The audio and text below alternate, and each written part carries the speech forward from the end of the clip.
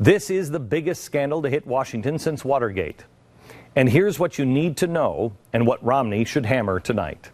When it comes to Libya, 1.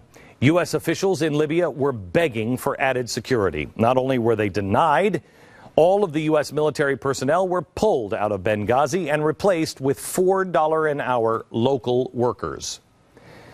New documents released show Ambassador Chris Stevens was practically begging for help 1 month before the attacks. Let me give you some of the quotes.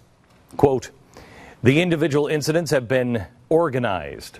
What we have seen are not random crimes of opportunity, rather targeted and discriminate acts. Attackers are likely to be deterred until authorities are at least capable." Well, it's gonna be hard with a $4 Libyan. On the day of his death, Stevens cabled and cited growing problems with security in Benghazi, expressing growing frustration with Libyan police and security forces, and described them as, quote, too weak to keep the country secure.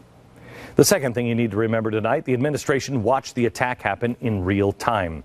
They had cameras at the consulate or the safe house, but they also had a drone overhead. They watched it happen and did nothing. Why? 3. The administration lied about the cause of the attack in order to soften the political damage of America incurring a terrorist attack on the anniversary of 9/11. They flipped their story when they got caught, and now David Axelrod, with the help of the press, is changing history, claiming that there was no inconsistency on the administration's storyline. That is the softball of softballs for Romney tonight. Can he hit the ball? And the fourth thing to remember is, despite claiming he will bring the killers to justice, Obama has done little to solve the case. In fact, he took 2 weeks to send anyone and allow them to step foot on the crime scene. And the New York Times has just interviewed one of the suspects in the attacks. He wasn't real hard to find. The Times interviewed him while he was, quote, sitting on a crowded hotel patio and sipping mango juice.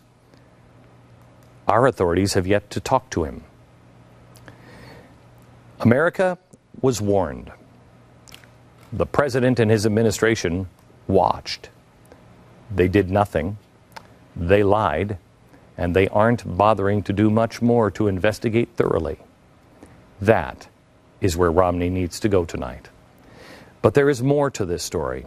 And it's not much different than the Iran-Contra scandal, where we gave arms to Iran in exchange for the release of hostages, and then they shipped our arms to the Contras. The problem was back then that nobody liked is we were doing business with terrorists.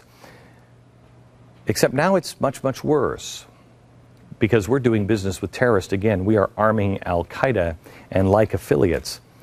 We did it in Libya, and now we're doing it in Syria. But for as awful as the Iran-Contra scandal was, and it was, at least we got hostages returned.